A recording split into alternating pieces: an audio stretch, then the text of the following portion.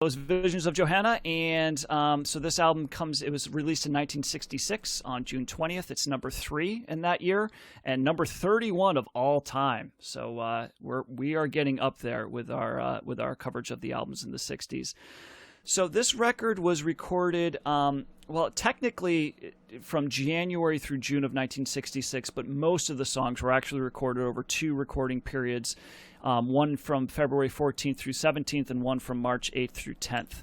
At this point in his career, Dylan was also touring with members of the Hawks, which we've talked about these guys before. They would later become the band. Mm-hmm. And this is where it's really falling in line with the famous 1966 concerts that he would do in Europe, where he was getting booed for, the first half of his set would be him with an acoustic guitar and a harmonica, and the second half would be him bringing out the band, playing electric shows and getting booed and having fans clap, against rhythm to try to keep him off track. So this was all happening around the same time, pretty much. Seems like a waste of money if you don't want to hear his stuff. But I think, and I thought that too, Josh, and that's kind of like, I think that obviously, I mean, certainly if that was done today, if a similar thing was done today, you'd be hearing about it on social media and all this stuff. And I just, it makes you wonder like how fast news was traveling back then, or like how that was going on. But if you ever see like the Scorsese documentary, No Direction Home, or, D.A. Pennybackers Don't Look Back, like stuff like that, like you see them interviewing, these fans, and they're just like, why are you doing that? Like, he's rubbish. He's terrible, and you really get a good picture of that. So I would recommend either of those, particularly No Direction Home, which really captures what was going on in with that tour. So he releases Highway 61 Revisited in August of 65, and we're going to cover that album in a few weeks. And he does form the band with the Hawks, and he decides to go and record with them. He's got a bunch of songs that he wants to start recording, and they start doing this in New York City. But this starts really in January of that year, and it's not really yielding many results. They just can't get the sound that they want. Dylan's getting frustrated. They're doing multiple takes of songs, and it's just not getting them the results that they want. So, at the request or the suggestion of the producer Bob Johnston, Dylan decides to go to Nashville. So Bob Johnston says, you know what, let's maybe get out of New York. Let's ditch the band. I think that maybe maybe that's not the right chemistry for this record. So let's go to Nashville. I know a bunch of, session musicians that might fit the need that you're looking for. This was done at against manager Albert Grossman's wishes. He did not want Dylan to go to Nashville, and threatened the producer, saying, if you ever mention Nashville to Dylan again, you're gone. But by that time, Dylan was already sold. So he goes to Nashville, and this is where they start, really start cutting the tracks for the record. So John had brought up Al Cooper, and in our previous episode, which is surprising to me because of the musicians that Dylan was recording with in New York, the two that he brought with him to Nashville included Robbie Robertson and Al Cooper, who was playing keyboards with Dylan at the time. And yes, he did later form Blood, Sweat, and Tears. So it's come up twice, and I never really heard of this guy or was too aware of him. So it sounds like he's got his hand in a lot of different pots here. So that might be something. Blood, Sweat, and Tears, man. Into. Blood, Sweat, and Tears. But I heard that he wasn't in there very long. He formed the band and then left shortly after. So he's not really known as being a member at the time where they really started, gaining popularity. So okay. But he was also a producer, I believe. Like, he's done a lot of things. So, but Dylan did bring him along, and so when they get to Nashville, they get hooked up with. And this is, if you guys recall, when we did Nashville Skyline and John Wesley Harding, a lot of the musicians that were on those records started playing with Dylan with Blonde on Blonde, and those records were also recorded in Nashville. So this is the beginning of Dylan's. I wouldn't say that this album is country. But this is where he starts to kind of get into that scene. So he goes to Nashville, and they recruit artists such as Charlie McCoy, who plays guitar and bass, Wayne Moss on guitar, Hargis Pig Robbins on piano and the keys, who was also a blind dude, interestingly enough, and Kenny Buttrey on drums, who played with Dylan on the next two albums. So Al Cooper would help Dylan with the writing process. They would set up in his hotel room, and Cooper would be playing the piano as Dylan would write lyrics, and Cooper would also teach the songs to the musicians in the studio before Dylan came in to record. So he was pretty important with the recording of this record. And the first Nashville session was held on February 14th. And just to give you an idea of the difference of what the recording was like here compared to New York, when they recorded Visions of Johanna, they tried to record it in New York. It took them, they did 14 different takes, and none of them worked out. And when they recorded it on February 14th in Nashville, the first take is the one that you hear on the record. They nailed it in one take. So it was a much better environment for Dylan to be in. It was somewhat frustrating sometimes for the musicians, because particularly with the last track, Sad-Eyed Lady of the Lowlands, Dylan, I think he got the musicians together like around 4 p.m. or something, like 4 or 5 p.m. And everybody's together, but Dylan still needs to kind of flesh out the tune. So he goes off and he writes, and he spends several hours writing the song. And then he finally brings it in at like 3 in the morning or 2 in the morning. Geez. And he's like, all right, guys, here's what you do. And let's just start playing. And there's a funny story that one of the guys tells about how he's like, we didn't know it was going to be that long. We didn't know there were like a ridiculous amount of verses. So if you listen in the song, we actually kind of like the band kind of builds up the music and kind of gets to the climax of the song, thinking that's going to be over, but then Dylan just does like a harmonica solo or something, and he keeps going, and we're like, okay, I guess we're still playing. So stuff like that was going on in the studio as well. So Dylan was, became exhausted during this time between the album and the touring. He was doing a lot of amphetamines and smoking a lot of weed, this record really kind of is the end of the golden age, if you will, of the Dylan era. Because we talked about in our first episode about John Wesley Harding was the album that came out after this, and in between this album and that one, that's when Dylan got into his motorcycle accident and kind of vanished. He really didn't record another album for like a year and a half, because that album came out, I think, in late 1967. This was mid 1966. So after this record, Dylan gets into the accident, but he also starts a family, and he starts to shy away from the public life, and then he kind of goes into a totally different direction. So one more thing about the album cover before we get into the reaction. So the album cover shows Dylan wearing the very same jacket that he would wear in his next two album covers for John Wesley Harding and Nashville Skyline. Mm-hmm. And you might notice that the image of Dylan on this album is a little blurry, and the reason for that is because it was so cold outside that the cameraman, that the photographer was shivering, and so he did take some clear. He took some clear pictures, but Dylan liked the blurriness, and they stuck with that one for the album cover. So that's a little history of this record. It's a double album. It sure is. And if you guys, let's see if you remember CTS history here. So this is considered if not the first double album. What other double album came out shortly after this that's at the forefront of being the double album that we have covered already? Frank Zappa, right? Yep, Mothers of Invention, their debut album. Mothers of Invention, yeah. Yep. It came out a week after this, and these two records are really seen as the primary, forerunners of the double album. So it's long; it's like 73 minutes long, and it ends with the last track, Sad-Eyed Lady of the Lowlands, is like almost 12 minutes, I think. So, yep. It's different. So let's go there. So we'll start with. Let's see. John, I want to hear from you, because I know that I think when I did listen a little bit to our first episode, and I remember in that episode, just to make sure I knew what I covered with John Wesley Harding, and I remember you saying that Bob Dylan for you is kind of like taking your medicine. Is kind of how you looked at it. But I'm wondering if you still feel that way, after kind of coming back to it, because I know that this is also the era of Dylan that you appreciate more than maybe the folky Dylan. So what were your thoughts here? Are you taking your medicine here, or are you a little bit sold on Dylan with this record? No, it's better than taking my medicine. This is a lot of what I like about Bob Dylan, and a little bit of what I don't like about Bob Dylan. I want to start with what I like about Bob Dylan. He wrote some of his best songs on this album. I mean, if I were to make a list of like my 10 favorite Dylan songs, a lot of them would be on this album. Particularly, Just Like a Woman is probably one of my 2 favorite Dylan songs ever. It sounds fantastic.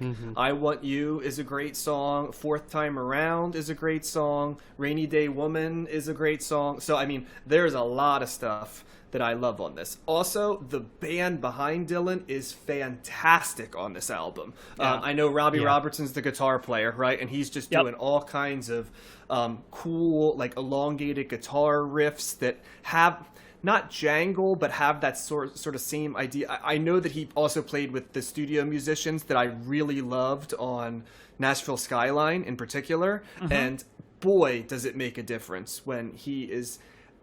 as I mentioned on those albums, and I'll mention again, like when you bring in bass lines to Dylan stuff, it always sounds better. And the guys that he's having playing bass, I know they're session players and stuff, they're remarkable. The drumming is perfect behind it. So I don't know, with the exception of maybe Nashville Skyline we covered, if there's a better, and we're going to do Highway 61, which I love as well. But I don't know if there's a better sounding musical album from Bob Dylan that I can think of. It's definitely a step up from Bringing It All Back Home in terms of the beefed up backing music behind it. And like I said, the lyrics are great. Some of the best songs he's ever written. 2 takeaways. The first is this album didn't need to be this long, and in particular, I think either A, taking Sad Eyed Lady of the Lowlands off, or B, dividing this into, Blonde on Blonde and then another album that was 7 tracks would have been a better call on this. Red on Red? Yeah. Blonde on Brunette or something, who knows. So, but I think it could have been 2 albums, and I think it would have done it more justice. The other thing is, I hate to say this, but all I could think of is, God, if it was somebody besides Bob Dylan singing these songs, this album would be probably in my top 5 albums that we've covered. I think this is the first album we've listened to where having a singer of greater quality, in my opinion, would have helped these tracks. And I find that a lot on the electric versions of Dylan songs, and I think that's the reason why a lot of the great Dylan covers are the harder rocking songs, because you kind of get to hear what his tracks sound like when different people played them. Obviously Hendrix is the one that always comes to mind with All Along the Watchtower, but there's a zillion. The Band comes to mind, the Byrds, right? It just kind of always sounds a little bit better when someone else is covering Dylan's harder rocking stuff. So all I could think of is, boy, I wish it was a different voice. And so overall, still a strong recommend. This is definitely my favorite Dylan album we've covered so far. It usurps Nashville Skyline for me. It'll be interesting to see when I listen to Highway 61 for the first time in a while. But there's a lot to like about this album. It's just a little bit long, and there are times where you got Dylan voice and 70 plus minutes of Dylan voice. You just wish there would be someone else giving a different sonic template. Yeah. So that's my take. Yeah, I'm kind of similar to John on this album. I think I'm getting a little Dylan fatigue, actually. I mean, a double album doesn't help that, but there is so many good songs on this album, but over time, listening to it, it kind of wore on me. I'm glad you pointed out the session musicians and the backing band, because that really stood out for me, especially the piano, keyboard really stood out. I really like how this is a very bluesy album, and also kind of like a honky tonk, especially Rainy Day Women. That's kind of like a bar type of song, or feels like you're in a bar type atmosphere. I really like New Orleans, like Salvation Army band kind of thing. Yeah. I think Stuck Inside a Mobile sounds like a song that the band would do almost. So it's, I'm sure Robertson was on that track, but the things, so I like a lot of the songs on here. However, again, it's like Dylan, you don't need to put 12 verses in a song. Just cut some of those out. And he can't seem to help himself. It's like every, fourth song is 7 minutes long. And it feels a little self-indulgent to me at this point. Like, he doesn't have any, criticism or feedback from people he trusts to say, you don't need to, tighten it up a little bit or something. I do like the other thing that stood out was there's that boogie woogie guitar line like Robert Johnson used to use on Leopard Skin, Pillbox Hat. Caught that. And there's also some horns that I thought were interesting on Most Likely You'll Go Your Own Way that I thought worked well. But yeah, it's to me, the double album is too much for this. And in some ways that's an unfair criticism, because I'm sure people buying this album back then as a double album are probably like, yes, that's like twice the Dylan for, some of a single price of an album or something like that. Probably a good deal, and you can break it up and read the liner notes and stuff while you're listening, or look at the album. And but I guess the other thing is that there is some like good romantic songs on here, like John pointed out, like I Want You or Just Like a Woman.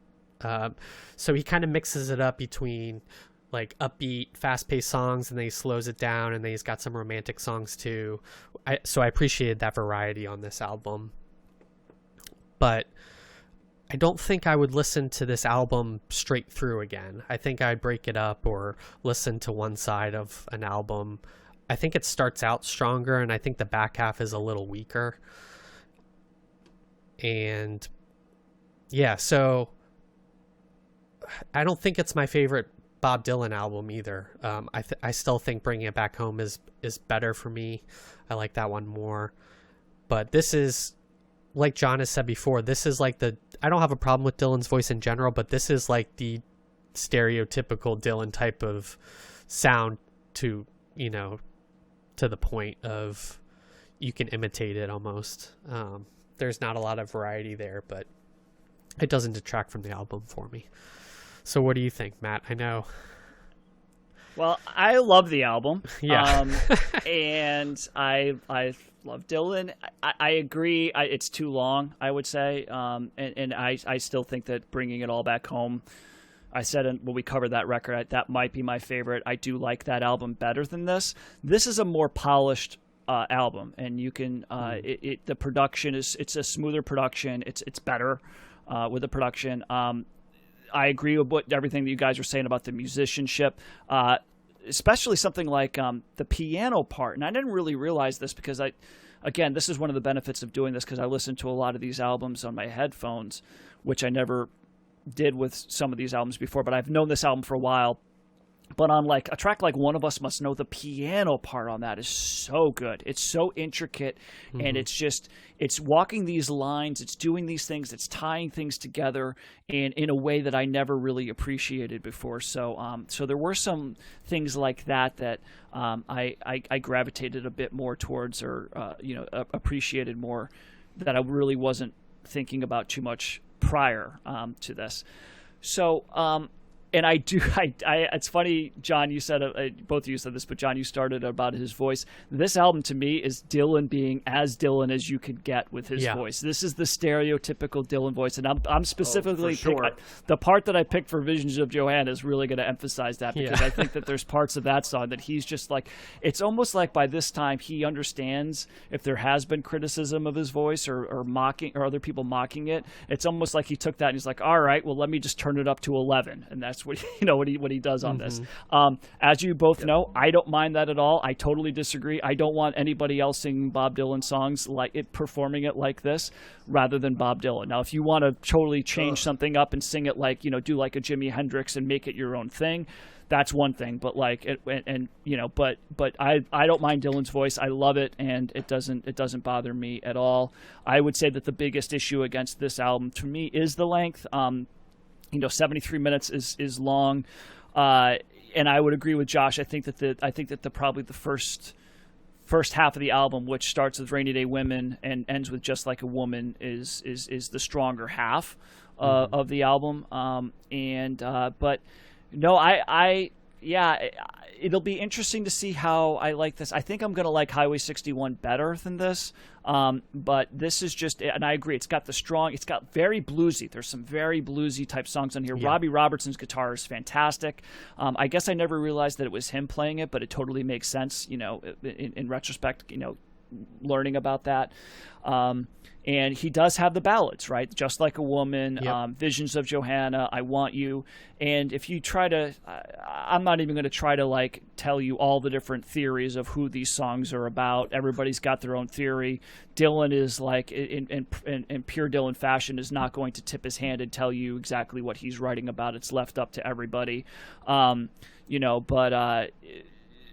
they're still beautiful songs, and they sold well. I Want, or Just Like a Woman, somebody said like this, it might be the most accessible song on the album, but it's also the one that might have given him the most flack because some people see it as a misogynistic song. And I don't know if either of you have opinions on that. It seems like you can kind of see what they're saying, but at the same time, it's like, you know what? Yeah. I think it depends on whether you think a song where someone's venting about a relationship, there's a space that allows your true feelings, right? You know what I mean? Or if you think you shouldn't put that on record. I'm in the first camp, you know what I mean? It's like, it's certainly no more misogynistic than like Under My Thumb was, right? And I totally was okay with that one too, because it's, it's what you're feeling, good, bad, or ugly. Yeah, because there's also some sentiment in that song that seems like he's like affectionate for the woman, Yeah, it's that's what not, I picked up on. Yeah, and so it's like, yeah, are there lines in there that you could interpret as being, misogynistic? Yeah, maybe, but I don't know. I think it's kind of just let it be what it is, and I'm sure that that's not what he was going for. But so yeah, it's a strong album, and this is really Right. Dylan. Like I said, it's him, the culmination of what he was doing in the mid '60s. This is the cool Dylan period, because after this is where he starts to kind of fade a little bit. And I wanted to bring back to fourth time around. I don't know if I agree with that though, because I like this album the best of any album that we've done, and then I like Nashville Skyline second. And I think it kind of depends on what you want out of your Dylan, because I think the quality of his voice goes up in the next two albums, and also like the musicianship behind it is really enjoyable. And I think it's him unmooring from folk. And if you like Bob Dylan, folk musician, political sound of the time Bob Dylan, then you're going to yearn for that, right? And you're going to do this. But to me, this is Dylan with a much more sonically enjoyable album than stuff we have one in between this, right? And I did like Bring It All Back Home, but this is him as a different thing, and I like this Dylan. I like it enough that I can even deal with 76 minutes because the quality of the songs and the band behind it is good. So I'll put in a vote of I don't think this represents him, falling off. I think it's I didn't mean that this is falling off. This is like the end before he starts to fall off is what this is not, he's certainly not falling off. I'm questioning that premise though too, because I think those two albums, John Wesley Harding and Nashville Skyline, are both solid albums. I think that they are good albums, but if you're looking at the historical, context of Dylan and what he's revered for and what he is critically acclaimed for. I'm questioning that is really what I'm doing. I'm questioning sort of like that as, like a binary choice of that's the good Dylan and then this other stuff is not. It wasn't that other stuff wasn't, you might like that or think that it should be up in that, but it wasn't recognized as much as this other stuff was. Yeah, that's all I'm saying. There's something called revisionist history where we can look at stuff and say they weren't always right, or I don't think they were always right, Yeah. Like the Zombies weren't popular in their time, we'll do Led Zeppelin next week, but like Led Zeppelin's a joke, and then you kind of look at, the Monkees couldn't play their own instruments, so why would anybody want to listen to them, right? We've had a ton of those things, right? And so that would be, that would be my hot take, is that I don't think there's this wide gulf, but I know what you're saying. There is for, the narrative, but I just wanted to put in a little pitch that my narrative's different. Yeah, I like those other albums, particularly Nashville Skyline. I think John Wesley Harding's, I could take it or leave that one overall, but Nashville Skyline is a very, very good album. And we're going to cover one of Dylan's best albums in the 70s, when we do Blood on the Tracks. I mean, that's a fantastic record. So, But the other thing I wanted to say, John, I was intrigued that you picked Fourth Time Around as the opening song, because that song was considered to be a response to Norwegian Wood by the Beatles. Oh, really? Because essentially Norwegian Wood, which I think we're covering next week, oddly enough, in Rubber Soul, but that song was another one of Lennon's songs trying to be Dylan. And so Dylan kind of picked up on what he was doing and said, all right, well, he writes, the thought is that he wrote this as a retort to that. And so it's done kind of in the same vein. It's in the same time signature, and it's got this circular kind of structure to it that's very similar, and a similar kind of theme with it. And so people are saying, yeah, this is Dylan impersonating Lennon, impersonating Dylan, and the final line of the album was like, I never asked for your crutch, so don't ask for mine, type of thing. Yeah. So and there's like stories about Lennon, whether he felt that was kind of funny or whether he was offended by it or whatever. But I never knew that story before, that was Dylan kind of like, kind of his retort to Norwegian Wood, which I did, Matt, which is why I picked it. I was interested. Did you really? Oh, yep. I never heard that story. It was definitely an homage. I was curious as to whether or not you would realize why I picked it. No, and the only reason I knew that, it's not because I picked up on it, because listening to it, but it was by far the most interesting story of all the songs that I researched here. So I thought that was kind of cool. But yeah, if I were picking songs that I normally would, it would have been like Just Like a Woman or Rainy Day Woman, right? But I decided to go in a different direction for a little deep cut. So I'm glad you got that, Matt. Yeah, Wikipedia got it for me, so. Oh, okay. So but the other thing is like, I know that Sad-Eyed Lady of the Lowlands, and I'll say this a little bit because we're going to cover, because he ends Highway 61 with another really long track, so I want to kind of compare those two, but that song, Sad-Eyed Lady of the Lowlands, was revered by Dylan. After he wrote it, he played it for a music critic and said, I think this is the best song that I've ever written. And he was actually writing that for because he got married pretty much, I don't know, right before this was released or after or something like that. So, and he married a woman named Sarah Lowndes, something like that. So it said that this song is about her. But other musicians, including Roger Waters, were very impressed with this song. And Roger Waters said that it sort of changed my life. When I heard that, I thought, if Bob can do such a lengthy song, then I can do it. So you have Bob Dylan to thank for those lengthy Pink Floyd jam-out songs that you got to listen to in the planetarium, John. Just another.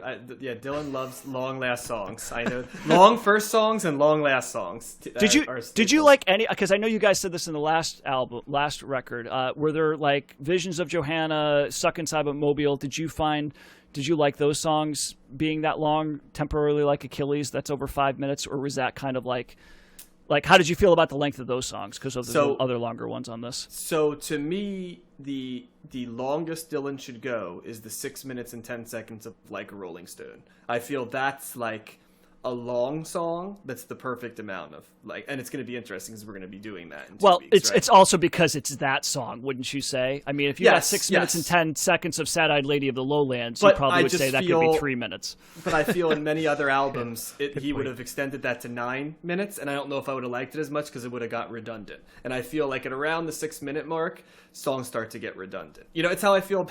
It's lesser songs, but it's how I feel about American Pie by Don McLean, where it's like, how many more lyrics of like this? You know what I'm saying? Like, it's like more lyrics don't make it any more profound. It's just, and how I feel about, Springsteen, right, who reveres Dylan, but how I feel about some of his songs. It's like, does Rosalita really need to be, 8 minutes, or could we have found out about Rosalita in 5 minutes, And so I don't love songs, even by Bob Dylan, over 7 minutes. Yeah, there's a handful of songs in my life that go over 7 minutes that I can deal with, that aren't jazz or instrumental, that are their own category. Right. Yeah, I mean, as much as I like Visions of Johanna, I mean, how many visions do you really need of Johanna? Yeah, exactly. So, all right. We all like Bob Dylan. Yeah, that's good. We do, and we all should. And this is a great album, and this is the era of Bob Dylan I really do like, and I'll, much like I've harped for the Beatles middle era, I'll definitely say that like this electric era, especially the two albums we've covered most recently, and then the one we're going to cover is, to me, the peak of him in the 60s, along with Nashville Skylines. So I guess I like mid to late 60s Dylan the best. Yeah. I wonder if this is something to ponder, not really a discussion, but I wonder how influential he is with modern day musicians that are just starting out. I wonder if they are drawing on other influences as opposed to how a lot of artists drew on him earlier on the 70s and stuff. Yeah, that's a good question. I mean, if you just look at stuff on Wikipedia with him, the amount of covers, the amount of other people that have aped like lines, there was a hip hop. There's some Death Grips is like some sort of underground hip hop act that named a song of theirs after one of the songs on this record. I forget exactly what it was, and I listened to it and it had nothing to do. I think it was like leopard skin pillbox hat or something like that. It was like a line from that song, and it sounds nothing like it, but it's clearly a reference to Dylan. They don't mention that line at all in the song, and the song sounds nothing like it, but they're clearly aware of who he is, and it's like there's a choice there. So, aren't we probably at a point, though, linearly, where people are being influenced by people that were influenced by Bob Dylan, so that the influence is tertiary? Yeah, I think that's... So he does influence because he influenced the people that influenced, but his influence now may be secondary or tertiary, depending on, level. It's kind of like... we were just talking about the Zombies influenced Big Star, who influenced bands in the 90s, who may be influencing bands now. So like the influence of the Zombies is tertiary, right? And it could it's hard to know too, because some of those artists might have gone back, they might have heard a song and then like listened and then that artist says, oh, I'm influenced by this, and then you go back and you listen to it, and they could still be influenced by that. So it's probably a little bit of everything, I would say, but I wouldn't say that Dylan's impact is not being felt by musicians of today anymore. I don't think we're quite there yet. Maybe not as much as maybe we were maybe in the 80s or 90s or whatever, but I still think it's there to as large an extent as anybody from the 60s. He's so prolific. I don't know if I'd say as large as to any extent any other artist. I do think that there's in the 60s. I think there's other artists. Right now, I'd argue that you can hear what Pet Sounds was from the Beach Boys in about 3,000 more things than you can hear Bob Dylan, right? Like, if I listen to Tame Impala, right? Like, there's the Beach Boys. If I listen to, Beach House or, anybody who's, doing, harmonies, right? Haim, which we talked about. I mean, they're much more Pet Sounds. I even look at the revisionist, Rolling Stone, right? What now tops the 60s? Pet Sounds. What tops the 70s? Marvin Gaye. So these stuff is fluid. That's not to take away from Dylan's influence, but I think Dylan's influence as a primary thing was much stronger in other eras. Well, it's a good question to ask, because there's plenty of other artists that you could just say, Jason Isbell or Conor Oberst or whoever, that. I'll give you an even hotter take. I think Nashville Skyline Bob Dylan is a much greater influence on today's music than Blonde on Blonde, and certainly, Freewheelin' Bob Dylan. So now we're getting into territory where I'm like, I don't know if I could argue against that or for it. Like I don't know if I know enough about music of today to to say all that. So anyway, this is a great album. You should listen to it. Maybe in 2 sessions. Maybe break it up a little bit. I think we could agree on that. Not as your first Bob Dylan album, if you don't know. No, probably not. No, definitely not. But yeah.